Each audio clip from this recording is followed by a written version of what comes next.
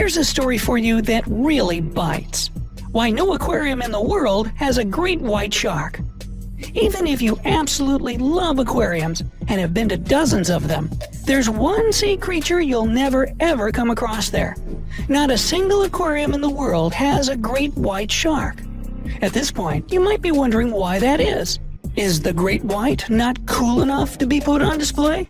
Are people afraid of being attacked, even when these animals are confined within thick walls? Let's see if you can remember what a great white shark looks like so that you can distinguish it from any other shark species.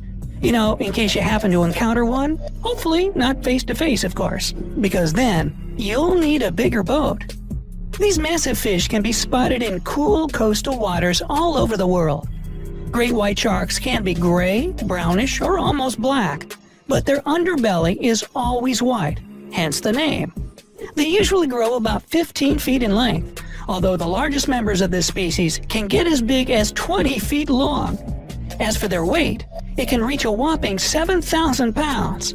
They use their extremely strong tails to propel their bodies through the water at a top speed of 35 miles an hour. The mouth of a great white shark is amazingly well equipped and decorated with 300 razor-sharp teeth. These triangular chompers are arranged in 6 and sometimes even 7 rows. Imagine having to floss between all those teeth. A lot of people think that these gigantic predators love dining on human flesh and are just lurking out there in the depths, waiting for a chance to attack some unfortunate individual. Surprisingly enough, human isn't on a great white's menu. In general, there are no more than 10 attacks a year. And even so, scientists are sure that the sharks don't hunt people down to eat them. They're just too darn curious to pass up a little sample bite is all. After that, they often swim away. I'm sure you feel much better about shark attacks now, don't you? Anyway, if great white sharks aren't kept in aquariums because of the danger they present to visitors, then what is the reason? Well, it's actually quite tragic. Great whites can't stand captivity and simply die when contained. There have been plenty of attempts to hold these creatures captive. In 1955, the first great white was captured and sent to Marineland of the Pacific in Los Angeles. Unfortunately, the animal didn't even make it through one day at the oceanarium. Yet people still kept trying to tame the king of the sea. Up until 2003, there had been 25 attempts to keep the animal in captivity, but all of them ended very quickly in tragedy.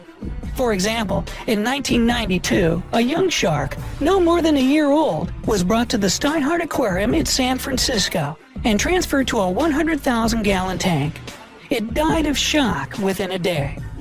The SeaWorld in San Diego managed to keep a great white for 16 days back in 2003.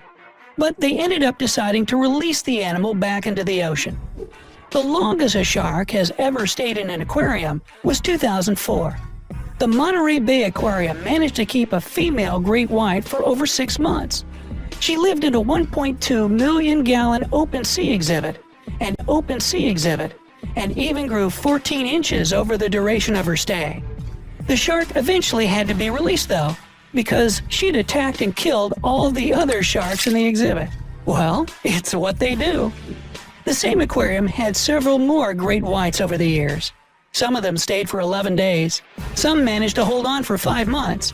But all of them had to be released due to different reasons. A couple of sharks became too big for their their tanks, while several others started displaying unhealthy behavior. They'd refuse to eat or would swim into the sides of their tanks. One had to be released because it had become too lively and playful for its own good. As for one shark that was released in 2011, it seemed fine in the aquarium, but died just a week after being set free. The most recent case of a great white was in Japan's Okinawa Hiromi Aquarium in 2016. The animal stopped eating and just swam into the sides of the tank. Just 3 days after its arrival, the shark simply sank to the bottom. All attempts to revive it were unsuccessful. There could be only one cause of death: captivity. So what is it that makes this species, unlike its relatives, suffer so much from being locked up? Scientists still don't know much about the great white shark, but they have come up with several theories. 1. Depression. Great whites live as long as humans do. There are no obvious reasons why healthy sharks should pass away after just a couple of days in captivity. Therefore, the reasons seem to be entirely psychological.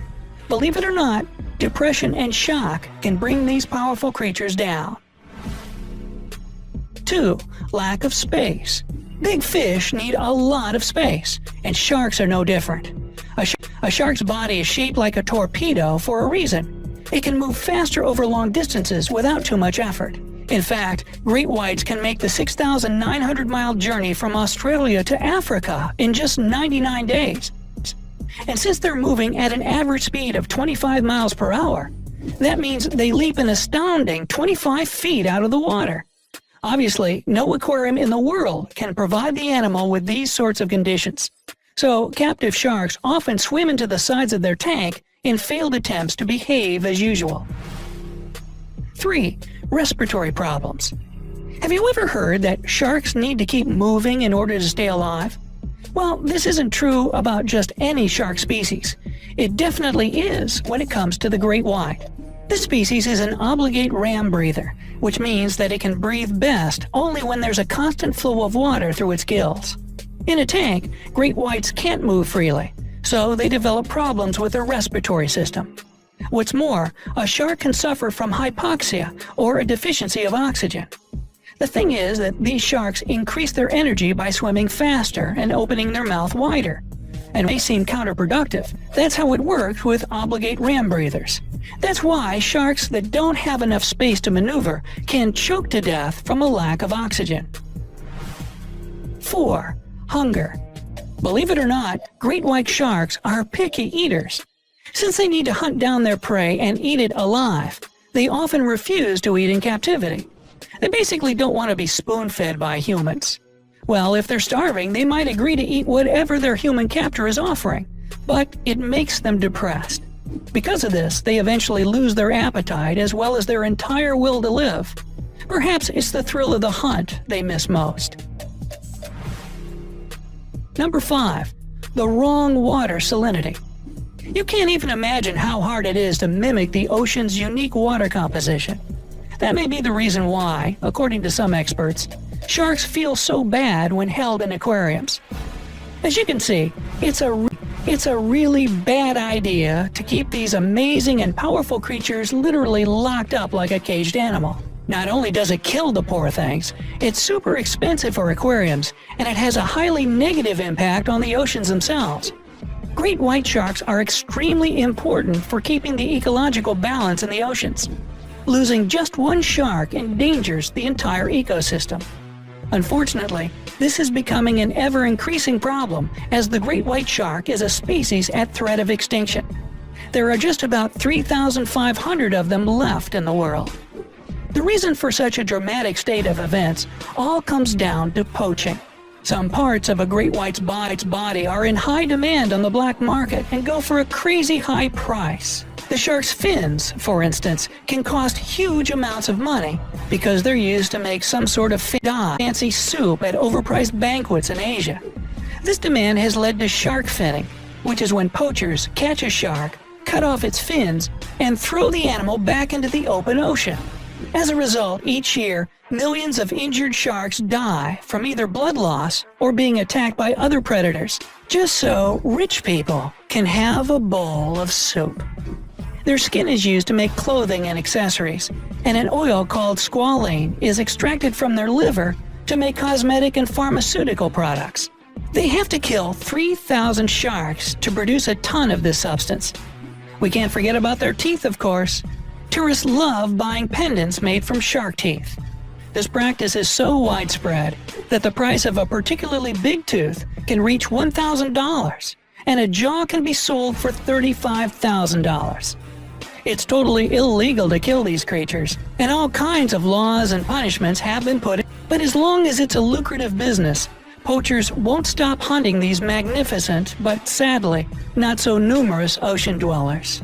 To save the last representatives of the great white species, it comes down to us. People must change their attitude and their desire for products made from murdered sharks. Otherwise, the day will come when people will say, "Remember when there used to be great white sharks?" If you think that people shouldn't try to capture great whites, even for educational purposes, hit that like button.